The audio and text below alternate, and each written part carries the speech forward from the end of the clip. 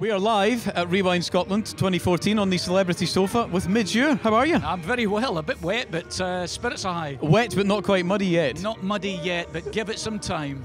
But it wouldn't be a traditional Scottish festival without it. Not at all. I was here 2 years ago, and I think the place was flooded. I mean, so this is just a mild drizzle compared to that. A mild blip. What does it mean to you to come to a festival like this and relive those, as some would describe them, glory days of the 80s? Yeah, it's funny because you look out into the audience, and it's fantastic. People are having a ball. I don't remember people dressing like that in the 80s. You know, there's a sea of fluorescent tutus out there. And that's just the guys. Yeah, the girls are much, much nicer. Yes. So when you go up on stage, what can people expect to hear from the set? Is it going to be the classics? Are we going to be throwing in some of the new stuff? Yeah, I don't think it's the right environment to do new stuff. These things are very much about the events rather than the individual artists. So it would be totally wrong on me to go up there and go, and here's a new track from my new album. You'd get that horrible tumbleweed moment, you know, with the deathly silence. What? Really? Something new? They're here to enjoy themselves. They're here to have a party, which is exactly what they do. So they need to hear the hits, the stuff they know. Now, what do you think it is about the 1980s that makes it still stand out, and for people to come to events like this, they still enjoy this music so much, and new generations of people as well are getting right into it? I think the 80s, certainly the first half of the 80s was a fantastic period for music. Reminiscent of what the early 60s were like. You know, there's a big musical revolution in the 60s when artists started writing their own material, and it was a real buzz about it, and fashion was really tied in and associated with the music. And it was the exact same for the 80s.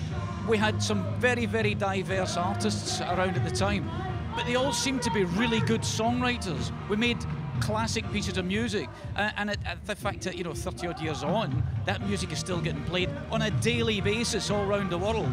So and of course, none of us foresaw the advent of the internet, you know, or YouTube or any of that stuff. So a lot of that music lives and breathes and still exists. It's not something that's just ended up in a cupboard in the bottom of a pile somewhere. It's still out there. And what about the camaraderie at these events? You know, is it great meeting up with all your comrades, if you like, from those days and exchanging stories and looking back? Well, it's great being here. I've just bumped into my big friend Glenn Gregory from Heaven 17, you know, and it's just lovely seeing all these guys and being with them. You know, maybe back in the day we would be too busy sucking our cheeks in trying to avoid each other. And, you know, these days it's great, you know. And you only have to go up onto the back of the stage there and see the amount of drum kits and amplifiers and guitars and stuff, because all of this is live. There's none of this to backing track. There's none of this miming. There's not a sea of dancers and one little singer in the middle. It's bands up there performing. That's great. Totally authentic. Now, we're not going to go on stage and do the new album, but the new album is released, Fragile. 12 years in the making. 12 years between the last album of original music and this one. I can't say that I spent 12 years non-stop working on this, and I've done an awful lot of things in that period. Sometimes it just takes as long as it takes. You know, I don't have, you know, a major record label, not that there are any anymore, you know, banging on my door saying we need this out next week. Yeah. You have the recording facilities, you have the wherewithal to do it.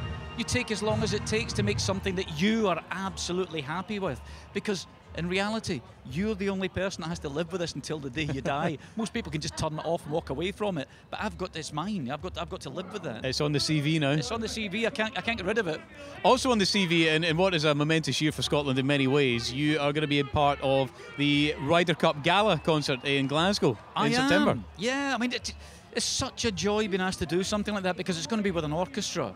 And the chances of performing with an orchestra are very, very rare, because it's such a cost-prohibitive thing to do. It's incredibly expensive and very difficult.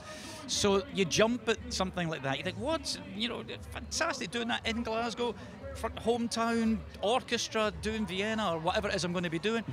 Fabulous. You know, you just don't say no to things like that. No. Well, Midge, thank you for taking the time to chat to us. Have a brilliant set tonight, and continued success with the album and the gig in Glasgow. And thank you very much. Projects. Thank you, Midge Ure. The greatest